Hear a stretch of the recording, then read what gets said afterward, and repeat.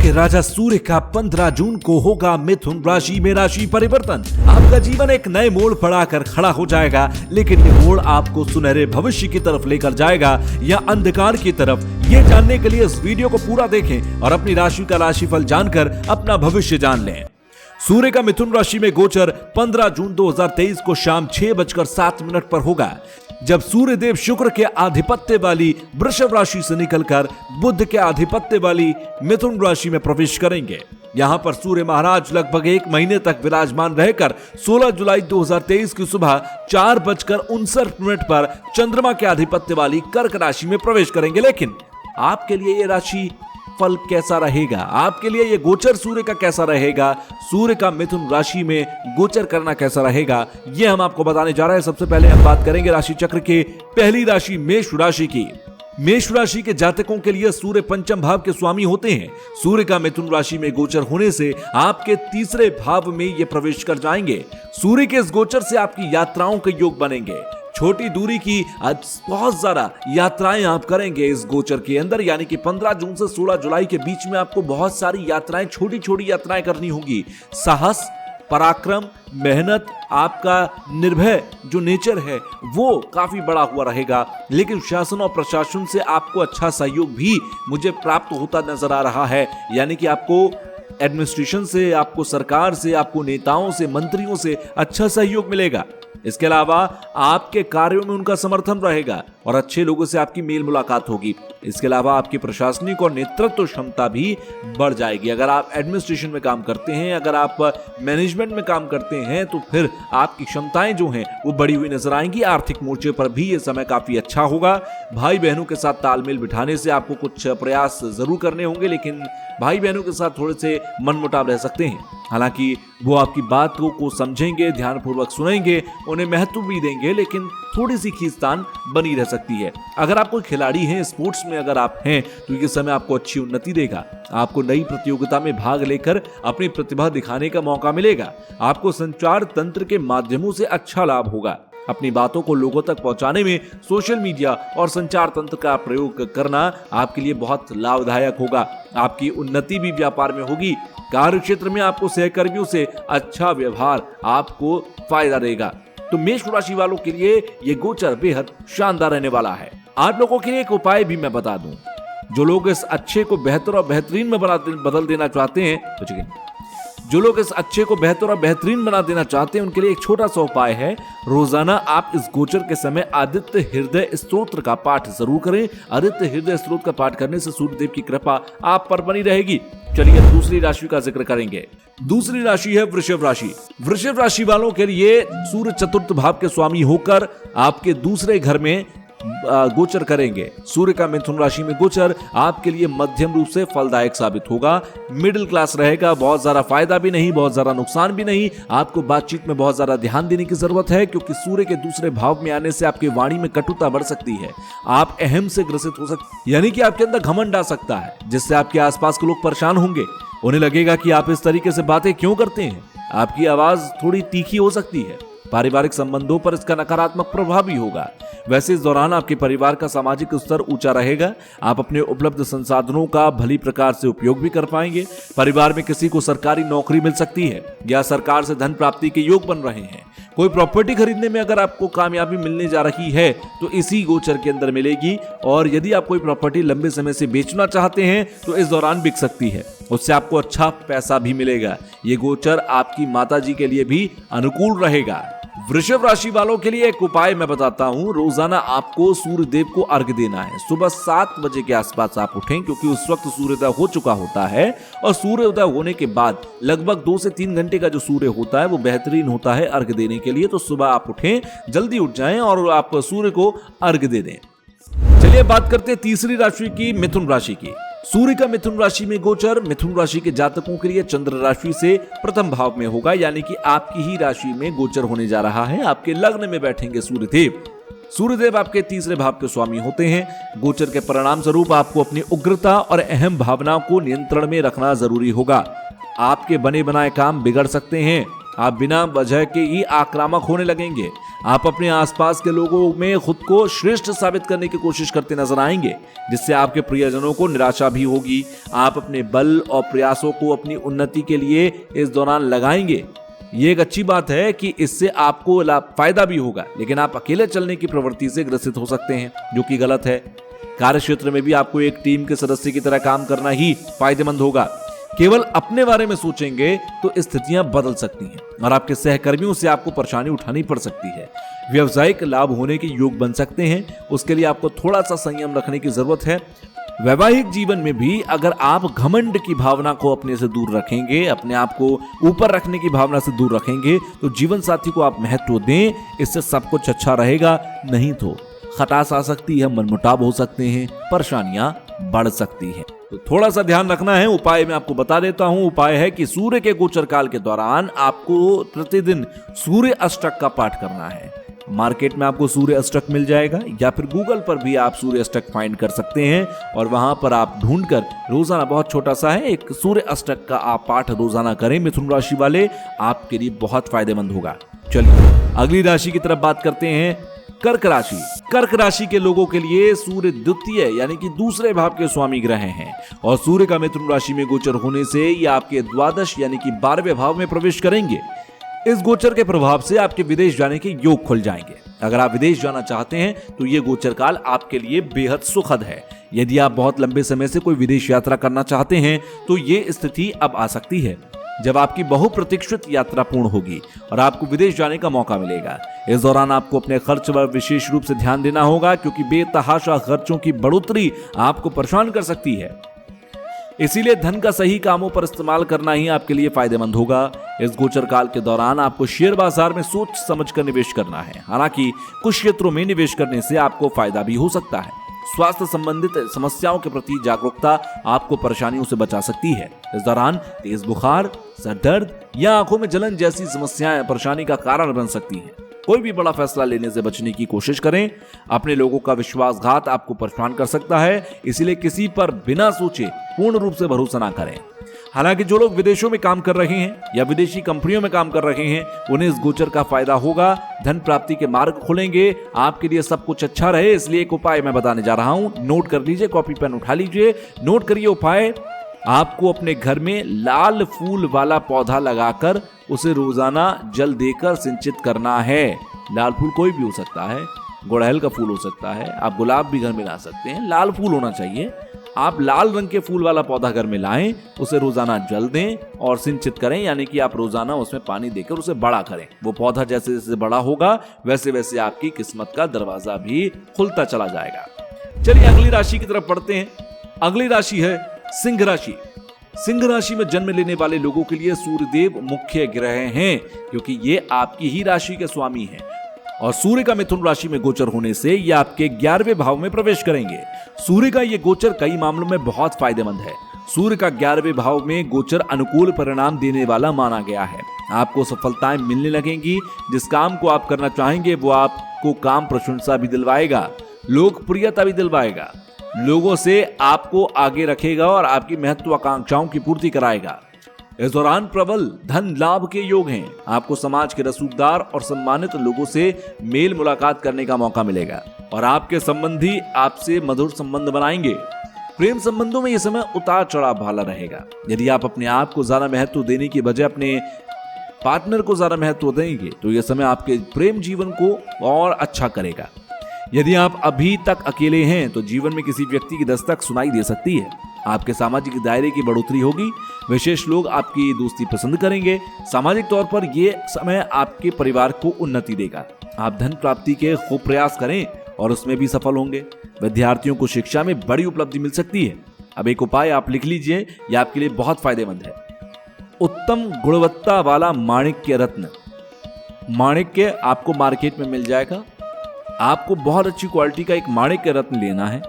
रविवार के दिन सुबह लगभग 8 बजे के आसपास आप उसको पूजित करिए, आप उसकी पूजा करिए। उसे अपने अनामिका उंगली यानी कि रिंग फिंगर में आप पहन लीजिए। अगर आप पहन सकते हैं, माणिक्य खरीद सकते हैं तो ठीक। अगर आप नहीं खरीद सकते, आपकी आर्थिक स्थिति मजबूत नहीं है, तो आपको करना यह है कि रोजाना सुबह आपको सूर्य को जल देना है। सूर्य को जल दीजिए, इसी से आपका भला हो जाएगा। और अगर आप खरीद सकते हैं तो माणिक सोने पर सुहागा जैसा होगा, आप माणिक खरीद लीजिए। रविवार के दिन 8 बजे उसे सुबह के वक्त आप अपनी अनामिका यानी कि रिंग फिंगर में पहन लीजिए, आपके लिए बहुत फायदेमंद ये होने जाएगा।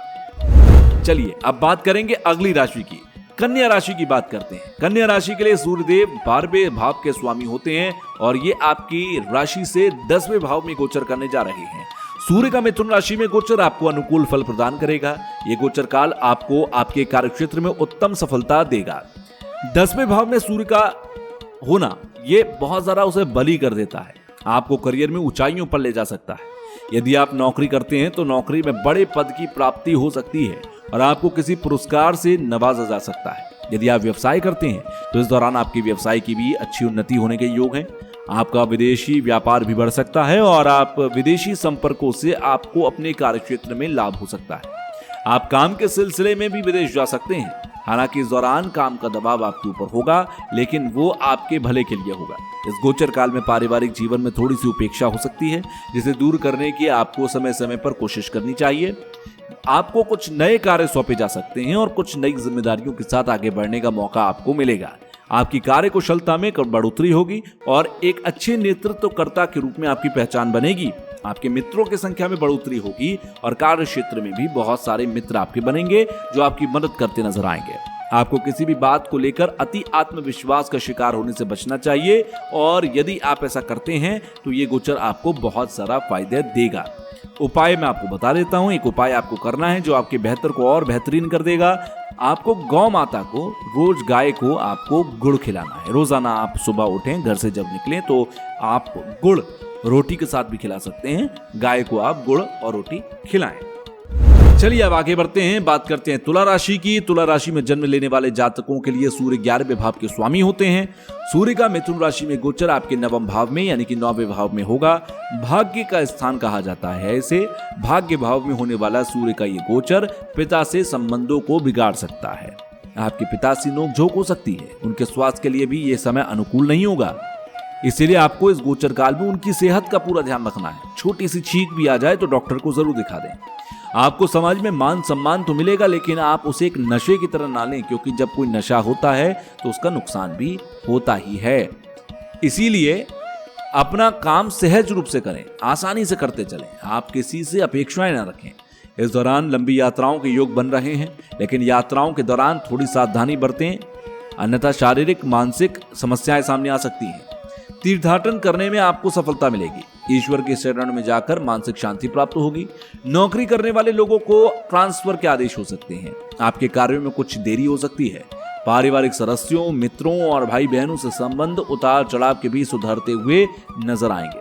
आपको जीवन में सफलता प्राप्ति के लिए थोड़ा सा प्रयास ज्यादा करना होगा और थोड़ा संघर्ष करना होगा, तब जाकर आपको सफलता मिल पाएगी। सूर्य का यह गोचर चुनौतियों को दरकिनार कर निरंतर आगे बढ़ने के लिए प्रेरित करेगा। उपाय एक छोटा सा है कि आपको सूर्य नमस्कार करना है। रोजाना आप सूर्य नमस्कार करें और अगर सूर्य नमस्कार आपको अच्छा लगे तो आप जिंदगी भर करते रहिए। एक तो सूर्यदेव की कृपा आपको मिलती रहेगी, दूसरा सूर्य नमस्कार से आपका शरीर निरोगी रहेगा। तो सूर्य नमस्कार की आदत आप डाल लीजिए। चलिए अगली राशि की तरफ बढ़ते हैं। वृश्चिक राशि की बात करेंगे। सूर्य आपके 10वें भाव के स्वामी ग्रह हैं और सूर्य का मिथुन राशि में गोचर आपकी राशि से 8वें भाव में होगा। इस भाव में सूर्य का जाना अनुकूल नहीं होता, अच्छी बात नहीं मानी जाती। इसीलिए आपको इस 1 महीने के अंदर ज्यादा एहतियात बरतने हैं। आपके छिपे हुए राज, सीक्रेट्स बाहर आ सकते हैं। आपकी मुश्किलें बढ़ सकती हैं। यदि आपके पूर्व में कोई ऐसा आपने काम किया है पहले कभी जिससे सरकार को नुकसान पहुंचा हो, तो इस दौरान आपको कोई सरकारी नोटिस या टैक्स डिमांड का सामना करना पड़ सकता है। आपको कार्य क्षेत्र में थोड़ी सी सावधानी रखनी होगी, क्योंकि कोई आपके विरुद्ध षड्यंत्र रच सकता है और आपका नाम गलत कार्यों में डाला जा सकता है, जिससे आपको मानसिक शांति भंग होगी। हालांकि बाद में आप उससे बाहर निकल पाएंगे, लेकिन वर्तमान में मौजूदा समय में आप मानसिक तनाव का शिकार हो सकते हैं और मानहानि का सामना करना पड़ सकता है। इसलिए इस दौरान थोड़ी सावधानी बरत कर रखें। आमदनी को लेकर गलत रास्ता ना चुनें, बल्कि सही रास्ते से आमदनी आने दें, भले ही वो कम हो। आपको मानसिक शांति मिलेगी।